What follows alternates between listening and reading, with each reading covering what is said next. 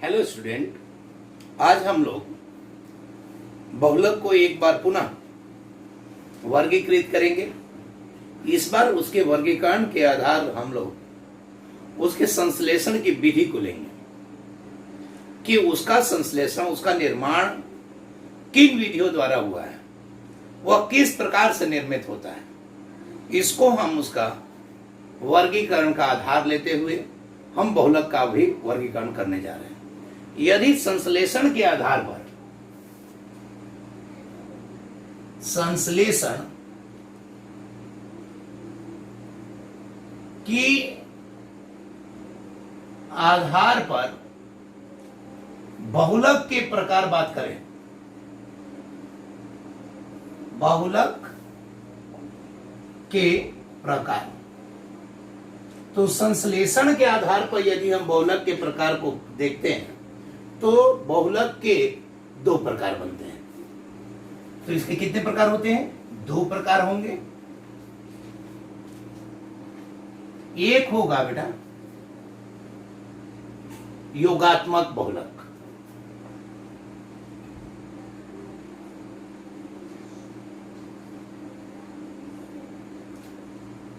इसे हम लोग संकलन बहुलक भी कहेंगे। संकलन बहुलक। और एक और प्रकार हम लोग बनाने जा रहे हैं, संघनन बहुलक। अब आप ये देखिए, एक योगात्मक बहुलक है और दूसरा है संघनन बहुलक। अब इसी की विभिन्न प्रक्रियाओं को पढ़ेंगे कि कैसे इसका निर्माण होता है, इसके उदाहरण क्या हैं और कौन कौन से बहुलक किस कैटेगरी में आते हैं, इसके बारे में चर्चा करेंगे। तो पहले हम लोग लेते हैं योगात्मक बहुलक। एकदम सरल है, नाम से इसकी परिभाषा जारी हो रही है कि बहुलक का वह प्रकार, बहुलक का वह प्रकार, बहुलक का वह प्रकार जिसमें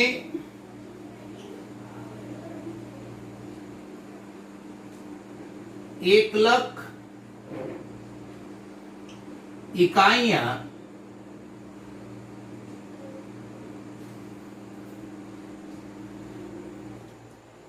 अब ये देखो, यहां पे थोड़ा सा ध्यान देंगे बेटा। एकलक इकाइयां ये एक समान भी हो सकती हैं और असमान भी हो सकती हैं, समान या भिन्न, समान या भिन्न, आपस में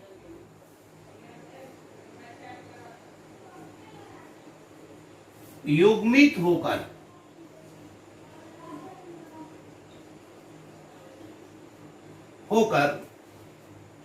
बृहदाणु या बहुलक का निर्माण करती हैं। बहुलक का निर्माण करती हैं। अब ये देखिए कितना सरल सा बात आ गया। मतलब इसमें जो आपकी एकलक इकाइयां हैं वो सरल रूप से जुड़ जाएंगी और जुड़कर बहुलक का निर्माण कर देंगी।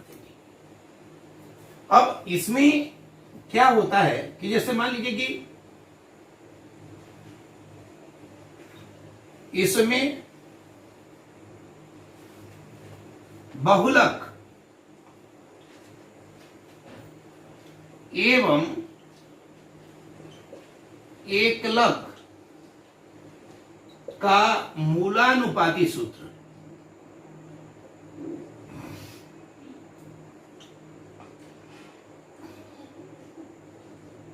मूलानुपाती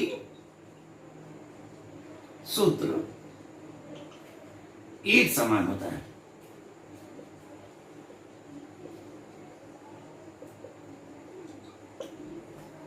इसमें एकलक का जो और मूलानुपाती सूत्र होता है और बहुलक का जो मूलानुपाती सूत्र होता है वो दोनों सेम होता है, तीसरी बात, इसके निर्माण में कोई भी अणु का, किसी भी प्रकार के अणु का निराकरण नहीं होता है।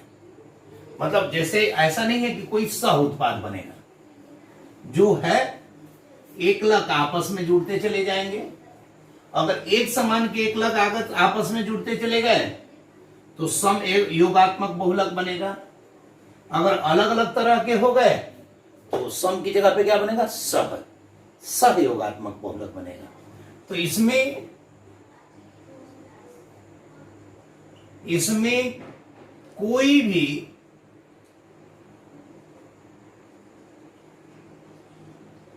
अणु या किसी भी अणु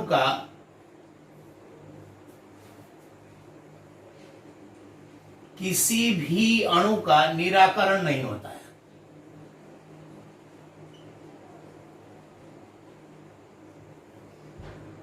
मतलब इसमें किसी भी अणु का निराकरण होता ही नहीं है।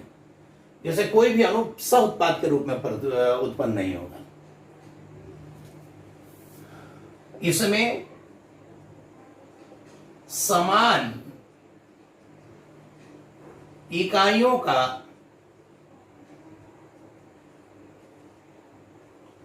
पुनरावृत्ति होती रहती है, पुनरावृत्ति होती है।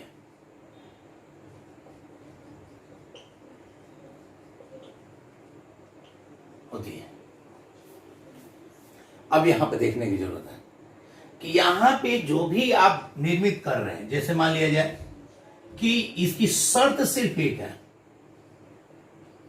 कि जो एकलक हो उसमें असंतृप्तता उपस्थित होनी चाहिए। माने एकलक इकाइयों में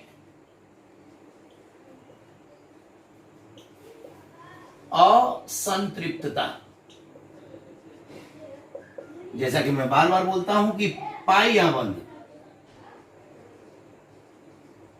उपस्थित होना चाहिए।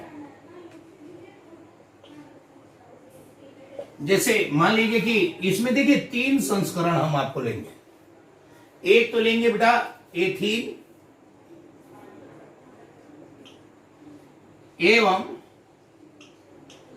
इसके व्युत्पन्न यौगिक,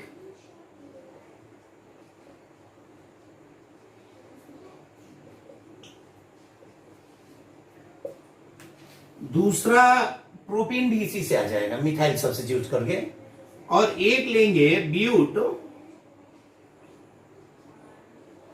1,3 डाइन एवं इसके व्युत्पन्न यौगिक।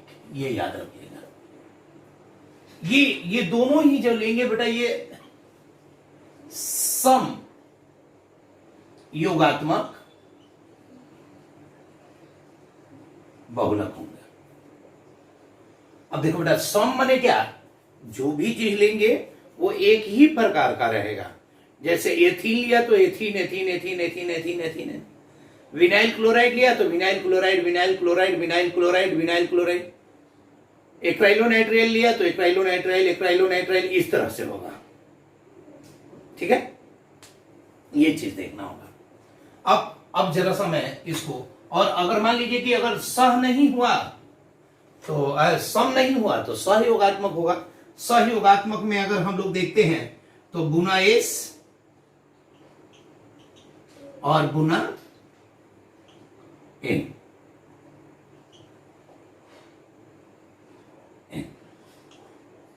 यानी SBr और NBr, ये दो चीजें होंगी। इस चीज को आप लोग समझिए।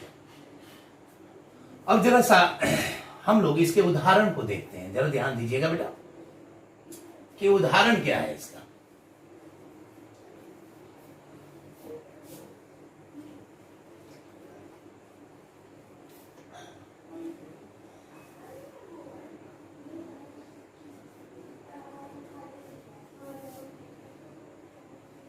उदाहरण देखिए, पहले एथीन और उसके डेरिवेटिव देखते हैं। ये ध्यान से देखिएगा, जैसे एथीन हो गया CH2 डबल बॉन्ड CH2, ये एथीन हुआ ना बेटा।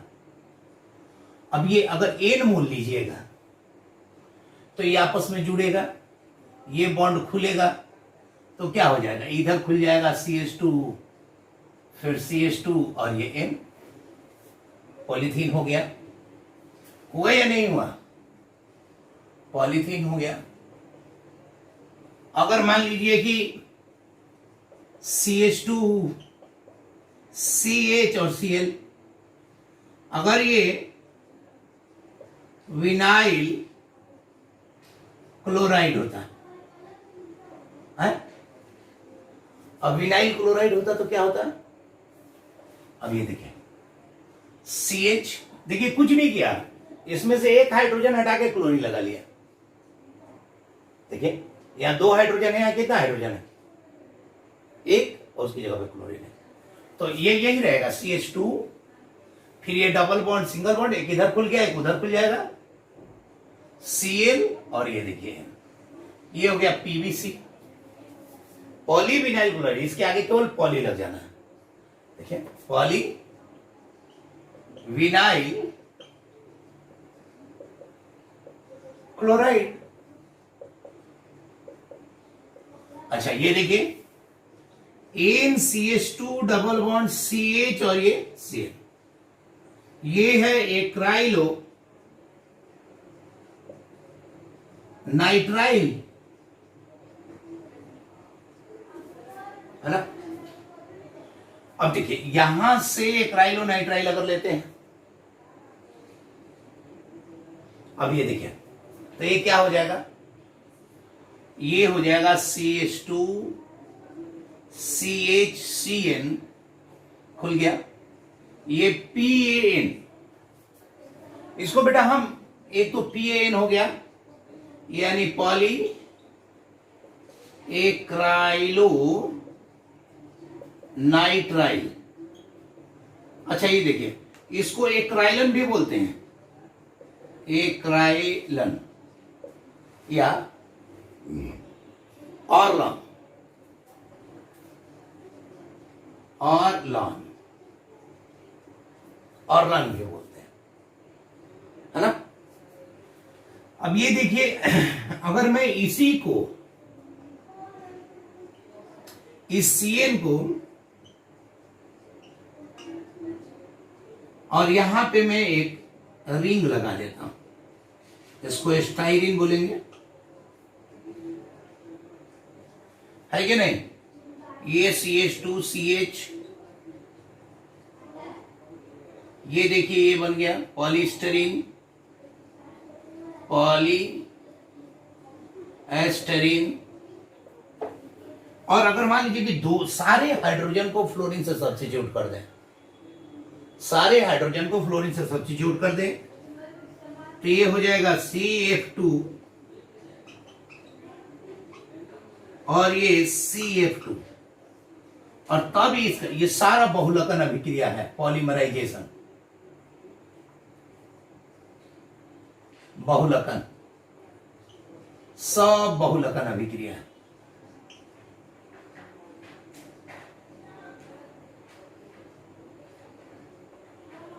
और ये CF2 CF2 ये इसे टेफ्लॉन कहते हैं, PTFE,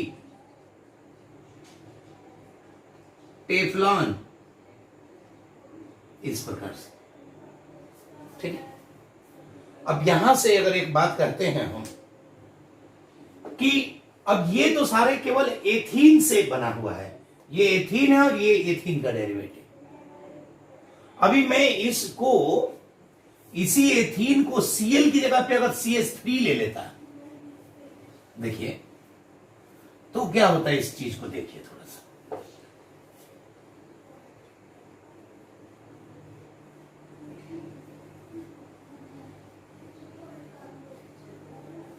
इसको हम लोग बोलते हैं पॉली टेट्रा फ्लोरोएथीन।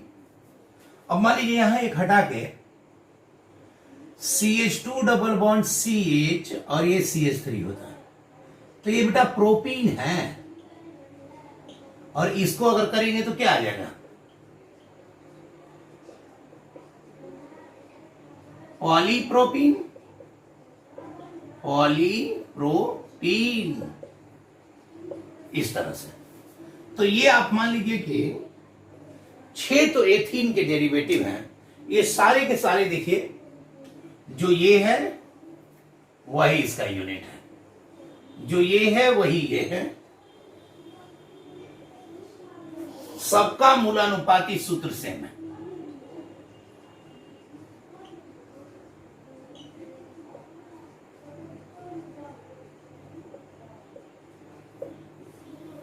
वो भी जो बनेगा ये वही बनेगा, वो एकदम क्लियर है, कोई संशय नहीं है।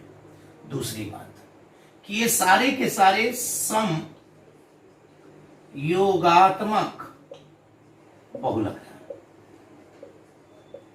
अब मान लिया जाए कि अगर ब्यूटाडाइन का ले लेते हैं केस। अब ये देखिए ब्यूटाडाइन माने क्या, ब्यूट माने कितने कार्बन, ब्यूट माने कितने बताइए, 4, कितने, 4। अब ब्यूटाडाइन अगर देखते हैं तो इसका भी देख लेते हैं।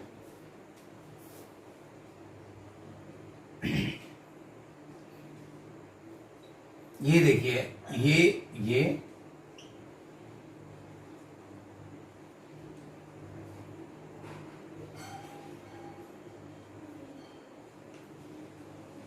ये हो गया ब्यूट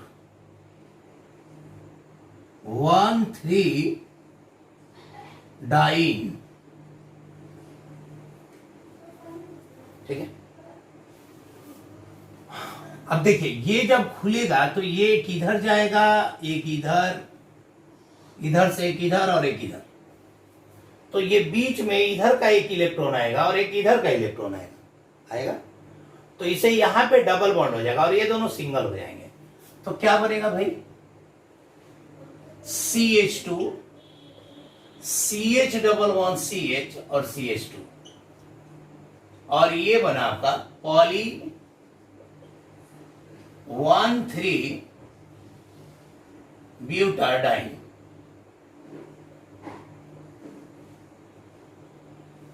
ये बन गया।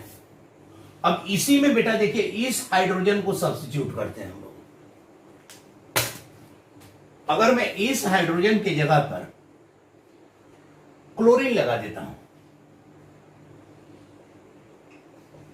यानी CH2 CH हटा दिया और नीचे Cl CH डबल बॉन्ड, देखिए कुछ नहीं किया मैंने, केवल इस हाइड्रोजन की जगह पे एक क्लोरीन लगाया। इसको हम लोग क्लोरोप्रीन कहेंगे।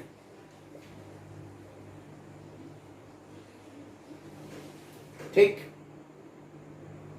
और इस क्लोरोप्रीन का अगर हम लोग करते हैं तो कुछ नहीं होगा भाई, एक इधर खुलेगा, एक इधर खुलेगा, एक इधर और एक इधर, तो यहां पे डबल बॉन्ड और ये खुल गया। तो क्या बना बताइए, CH2 CCl double bond CH CH2 और ये है ना, ये स्थिति बनेगी। और यहां से अगर हम देखें तो ये देखिए ये क्लोरोप्रीन है और ये है नियोप्रीन।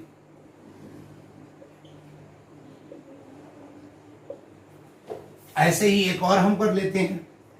अब की बार इस हाइड्रोजन की जगह पे मैं CH3 डालता हूं, CH फिर CH CH2। अब की बार ये जब खुलेगा तो ये तो आइसोप्रीन है, सभी जानते हैं आइसोप्रीन। अच्छा, इसका वैसे IUPAC नाम लिखते तो लिखा सकता था 1 2 3 4, तो 2 क्लोरो ब्यूट 1 3 डाई, जैसे हो जाता 1 2 3 4। देखिए 2 पे क्या है, मेथिल, तो 2 मेथिल 1 2 3 4, तो ब्यूट 1 पे और 3 पे डाइइन है। यानी इसका एक और नाम हो सकता था, क्या हो सकता था भाई, 2 मेथिल ब्यूट 1,3 डाइईन। अब ये खुलेगा तो क्या बनेगा? पॉलीआइसोप्रीन।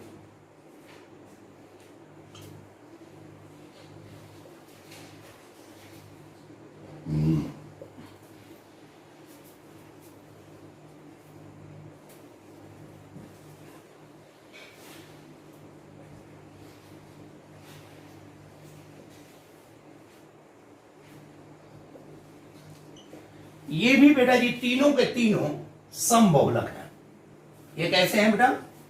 समबहुलक हैं। ये सारे के सारे क्या है? ये समबहुलक है। समबहुलक, समबहुलक है ना। अब मैं इनको, या योगात्मक है, ये सारे के सारे समबहुलक भी हैं और योगात्मक भी हैं। अब मैं थोड़े से योगात्मक सहबहुलक के उदाहरण देता हूं। तो 6, 3, 9 ये हो गए, और आपके 2 और ले लीजिए, योगात्मक सहबहुलक। योगात्मक सहबहुलक। अब ये देखिए, एक तो इसका हो गया बूना एन या NBr। अब ये देखिए ब्यूटाडाइन है, CH2 double bond CH CH2, और एक्राइलोनाइट्राइल है, यानी CH2 CH और ये CN। एक तो ये हो गया, ये हो गया ब्यूट 1,3 डाई, और ये हो गया एक्राइलो नाइट्राइल, और इसको जोड़ दीजिए तो पूरा जुड़ जाएगा। और क्या? CH2 CH double bond CH, देखिए यहां डबल बॉन्ड आ गया, ये इधर से ये इधर से, फिर CH2, फिर CH2, फिर CH, और ये CN। ये है आपका, ये है बूना N। और यही चीज अगर हम देखें बूना S, तो ये यही रहेगा, यहां पे चेंज हो जाएगा। इसी को चेंज करके दिखाएं। अगर मैं ये बूना N की बजाय बूना S कर दूं, SBr, ये अगर बूना S होता तो ये तो यही रहेगा, ये चेंज हो जाएगा, यहां पे स्टाइरिन आ जाएगा, स्टाइरिन। बस ये सारा वही का वही, यहां पे अब स्टाइरिन आ जाएगा। ये जो हो गया योगात्मक है, सह है।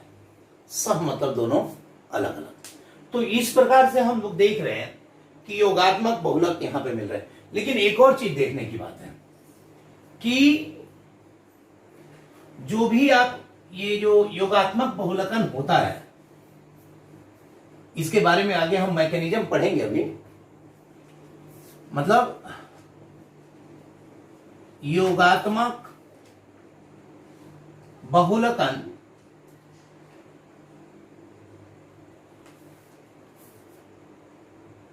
श्रेणी, यानी ये चेन ग्रोथ,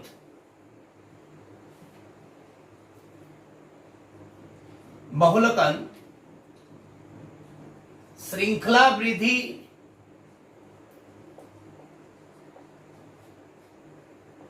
श्रृंखला वृद्धि बहुलकन बहुलीकरण द्वारा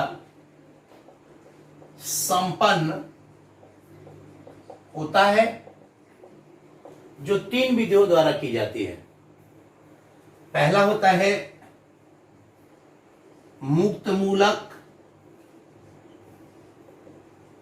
योगात्मक क्रियाविधि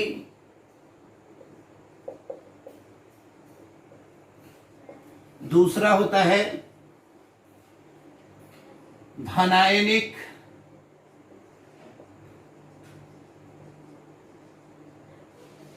मुक्तमूलक नहीं धनायनिक योगात्मक क्रियाविधि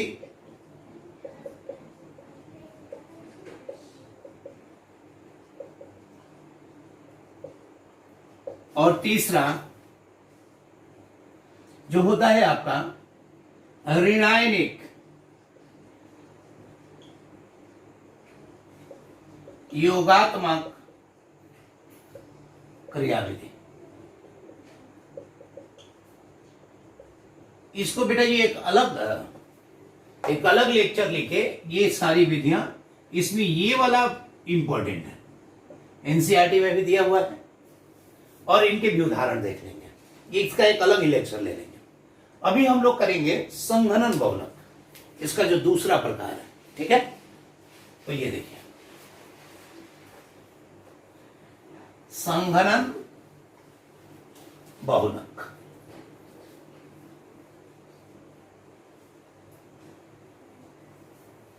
देखिए संघनन बहुलक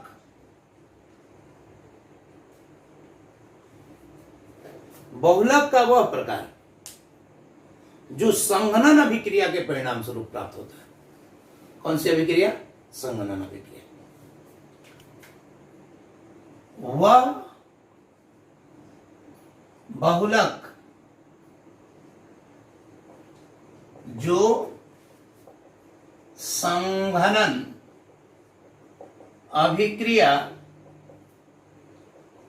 की परिणाम स्वरूप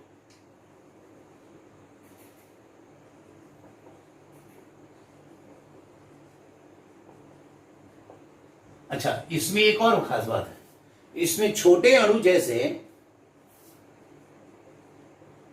इसमें छोटे अणु जैसे क्या भाई? छोटे अणु जैसे आपका HCl, NH3, H2O, ROH etcetera मुक्त होते हैं, का निराकरण होता है, का निराकरण होता है तथा सह उत्पाद के रूप में बनते हैं, वो साथ में ये भी बन जाते हैं।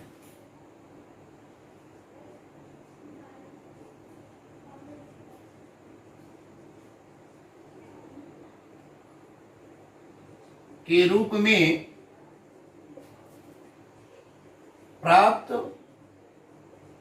होते हैं, ये स्थिति बनती है कि इनमें ये सारी चीजें मुक्त होंगी।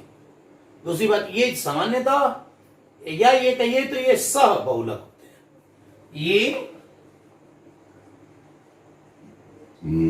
सहयोगात्मक बहुलक होते हैं। अच्छा, ये जो होते हैं मतलब चरण बाई चरण, स्टेप बाई स्टेप होते हैं, तो इसे हम श्रेणी वृद्धि बहुलकन भी कहते हैं। यानी श्रेणी वृद्धि या पद वृद्धि बहुलकन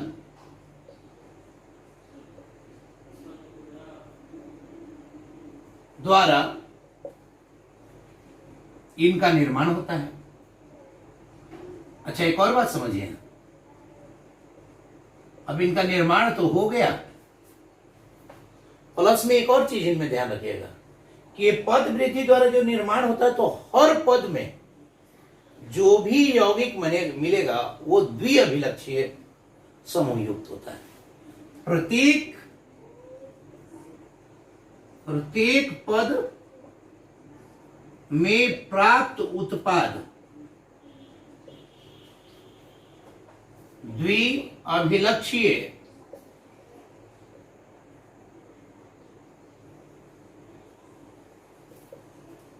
समूह युक्त होता है।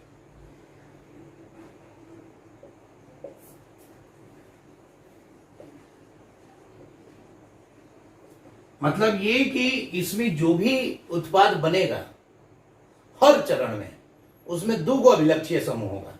अब दो अभिलक्षीय समूह का मतलब कुछ भी हो सकता है। एक हो सकता है अम्ल हो सकता है COH, एक अल्कोहल हो सकता है OH हो सकता है, एक आपका एमीन हो सकता है, एक कार्बोक्सिलिक अम्ल COH हो सकता है। तो इस प्रकार से इसके हो सकते हैं। तो इसमें आपको इस चीजों का ध्यान रखना है। जैसे मैं आपको उदाहरण लेकर समझाता हूं कि संघनन बहुलक एक्चुअली होता क्या है। तो संघनन बहुलक के लिए पहला तो हम लेते हैं पॉलीएमाइड ले लेते हैं।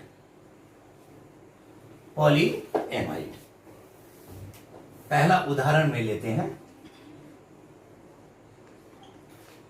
पहला कैटेगरी लेते हैं पॉलीएमाइड, मतलब अर्थात वे बहुलक जिसमें एमाइड, वे बहुलक जिसमें एमाइड आबंध उपस्थित होते हैं। एमाइड माने क्या बेटा, C+O ऐसे लिखेंगे, CONH, ये आबंध होता है, आबंध उपस्थित होता है।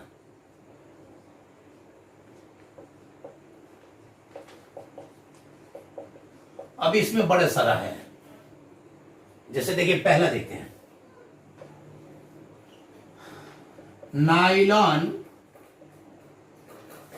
6,6। अभी देखिए ये नाइलॉन 6,6 में क्या है, एक तो है CH2 का 6, इधर भी NH2 और इधर भी NH2, इसको कहेंगे हेक्सा मैथिलीन डाईएमीन। अब आप देख रहे हैं कि इसमें कार्बन 6 है और दूसरी तरफ हम लिख लेंगे एडिपिक एसिड, ये 4 C